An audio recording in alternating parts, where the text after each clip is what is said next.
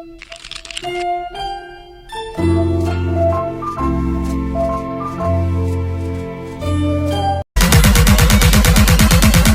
to the Base Face Network.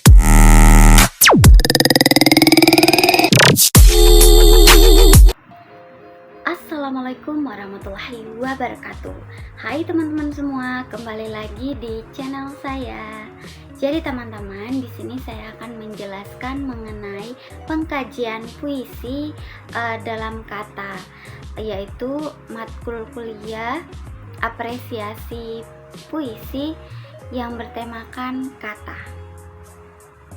Disimak baik-baik ya teman-teman. Baik, kita masuk ke materi kosakata. Definisi kosakata adalah alat utama bagi sastrawan dalam menyampaikan perasaan dan pikiran. Keberhasilan dalam sastra bergantung pada kecakapan menggunakan kata-kata dengan tepat. Mengingat perbedaan arti dan rasa sekecil mungkin, baik yang digunakan oleh sastrawan haruslah bahasa umum yang dipahami masyarakat.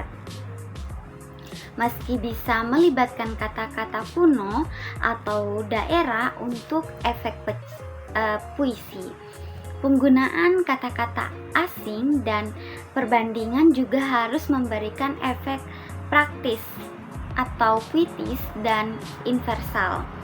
Kesalahan dalam penggunaan kata-kata baik dari bahasa daerah maupun asing dapat mengurangi kepuitisan karya sastra. Kemudian dalam pemilihan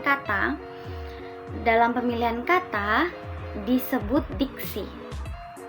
Bila kata-kata dipilih dan disusun dengan cara yang sedemikian rupa hingga akhirnya menimbulkan atau dimaksudkan untuk menimbulkan imajinasi estetik, maka hasil itu disebut diksi puitis. Untuk mendapatkan kepadatan dan intensitas serta supaya selaras dengan sarana komunikasi puitis yang lainnya, maka penyair memiliki kata-kata dengan secermat-cermatnya. Kemudian ada dua detonasi dan konotasi. Untuk denotasi, ini adalah makna yang sebenarnya apa adanya sesuai dengan kamusnya. Contohnya seperti kambing hitam. Kambing hitam ini bermakna sebagai kambing yang berwarna hitam. Berbeda juga dengan konotasi. Konotasi adalah makna tambahan atau asosiasi emosional yang terkait dengan kata tersebut. Contohnya seperti kambing hitam bermakna sebagai orang yang sebenarnya tidak bersalah tetapi dituduh bersalah. Itu pengertian dari konotasi. Kemudian bahasa kiasan. Di sini ada 4: perbandingan, metafora, perumpamaan epos atau alegarasi. Untuk perbandingan atau perumpamaan ialah bahasa kiasan yang menggunakan satu hal dengan menyempurnakan kata-kata membandingkan gitu.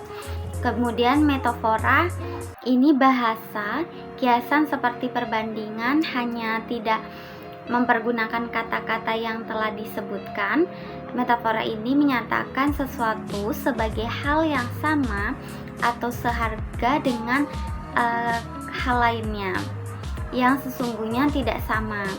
Kemudian kalau C, perumpamaan epos atau perbandingan. Epos ini ialah perbandingan yang dilanjutkan atau diperpanjangkan, yaitu dibentuk dengan cara melanjutkan sifat-sifat perbandingan lebih lanjut dalam kalimat-kalimat atau frase-frase yang berturut-turut. Kemudian alegori ini cerita kiasan ataupun lukisan kiasan. Cerita kiasan ini menghiaskan hal lain atau kejadian lain. Banyak terdapat dalam sajak-sajak pujangga, itu alegori. Kemudian ada juga tambahan dari personifikasi ini kiasan yang mempersamakan benda dengan manusia. Benda-benda mati dibuat dapat bisa berpikir seperti manusia. Kemudian metanomia ini bahasa kiasan yang lebih jarang dijumpai dalam pemakaiannya dibandingkan dengan metafora. Perbandingan dan personalisasi ini mencangkup dalam metonomia. Ini dalam bahasa Indonesia sering disebut kiasan atau pengganti nama. Kemudian senodoki yaitu bahasa kiasan yang menyebut sesuatu bagian yang penting suatu benda untuk benda atau hal itu sendiri. Kemudian citraan ini adalah pemikiran, gambaran pikiran, sebuah efek dalam pikiran yang sangat menyerupai gambaran yang dihasilkan oleh penangkapan kita terhadap sebuah objek yang dapat dilihat oleh mata secara penglihatan, daerah-daerah otak berhubungan yang bersangkutan.